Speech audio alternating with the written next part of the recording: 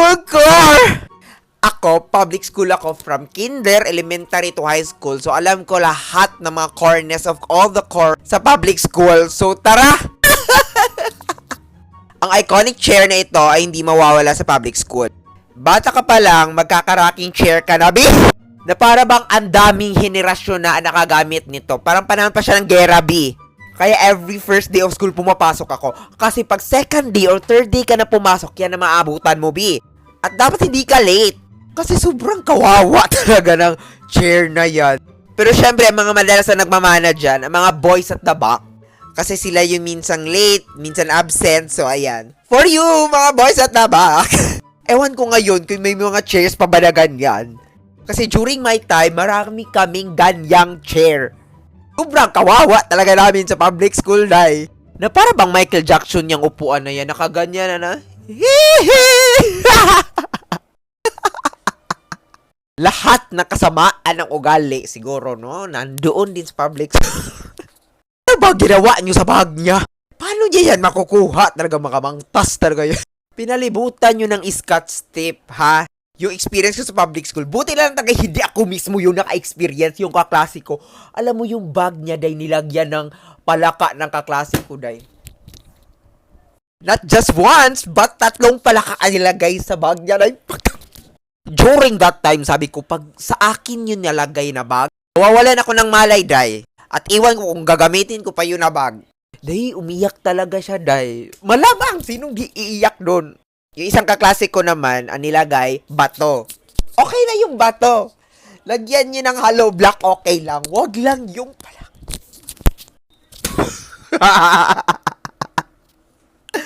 This armchair is very iconic as well sa public school. Sa sobrang hirap namin noon sa public school, minsan nagsishare na kami sa iisang iisang upuan. And then, yung ganyang armchair, yun na lang yung gagamitin mo para magsulat. Kaso ibabalansi mo, Bakit naman napakakawawa namin noon? Ay! Nakakatawa lang to, day, pero seryoso to na problem na sana naman na okay na ngayon. Na okay na ba ngayon ang mga upuan ngayon sa mga public school? Uy, kawawa talaga, day. Again, pag late ka sa klase, yan, maabutan mo, Armchair na lang. May mga classmate talaga OA mag-check. Di ba na parang gusto mo malinis yung papel mo, ganon. Pag sila mag-check, corrected by, may mga pirma-pirma pa nila, Para bang kiganda ng mga pirma. Akala mo ang lalaki ng score. Huy, real to. Way back when I was in high school, yung lagayan ko ng ketchup is tawas. Tawas sa kilikili. And then, yung classmate ko, sabi niya, di ba yung lagayan mo ng ketchup is para yan sa tawas ng kilikili? Na para bang nasaktan talaga ako at na-offend talaga ako dun. Kasi may pagkadiin yung niya, sabi niya. So sabi ko, oo, sa tawas yan, pero don't need Del Monte ketchup yan. Period. May mga kaklase tayo na parang ang hilig na parang kutsain ka, tapos maghihingi-hingi din naman. Like, after niya ko kutsain, maghingi siya ng ketchup sa akin. Para bang, isa pa din to. Paano makukuha yan? Ha? Nanilak nyo man. For sure, kawawa ang may-ari ng bag na yan. For sure, or siguro, couple yan. Couple, magkapatid, ganon. Nawawa nyo. Way back in elementary, pag sa public school ka kasi, like, marami kayo sa isang classroom, tapos limited lang yung hangin nyo. Sobrang init. Tagaktak yung pawis namin. Uy, parang nasa ubin.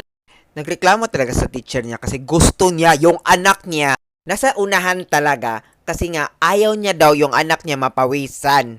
So, dapat yung hangin daw, dapat sakop talaga sa anak niya. Na para bang silang magbabayad ng kurinti, na para ba sila ang nagdonate ng electric fan. Tapos gusto nila nakatapat lang niya sa anak niya. Wawawi! Kaya sabi ko, grabe talaga. Kagrabe mo talaga kagahaman, oy! Pero I hope talaga sa mga public school ngayon, sana may ventilation na talaga na maganda. Kasi noon, ang hirap talaga. Ang hirap. Tapos ang init. Legit. Bahain na classroom. Hindi mawawala yan sa public.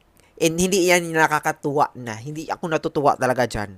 Kasi, nung elementary ako, high school, binabaha talaga yung, school namin before. Tapos, hanggang ngayon, bahain pa rin. So, ilang taon na yun. Hanggang ngayon, yun pa din, same pa din. So, nagawa na ng action. Kasi kawawa talaga. As in, legit na imbes na mag-aaral kayo ng mga classmates nyo, tapos may enjoy mo, di naglilinis kayo ng classroom. Parang, hindi yan funny. Hindi yan talaga nakakatuwa. So, dapat galaw-galaw na dapat na talaga may saayos sa yung classroom. Sana yung mga public natin dito din, no? Like, to the highest level, bigyan ng budget tapos hindi na... Huwag nyo nang kunin yung pera ng para sa school. Kasi kawawa yung teacher, yung estudyante, kawawa lahat.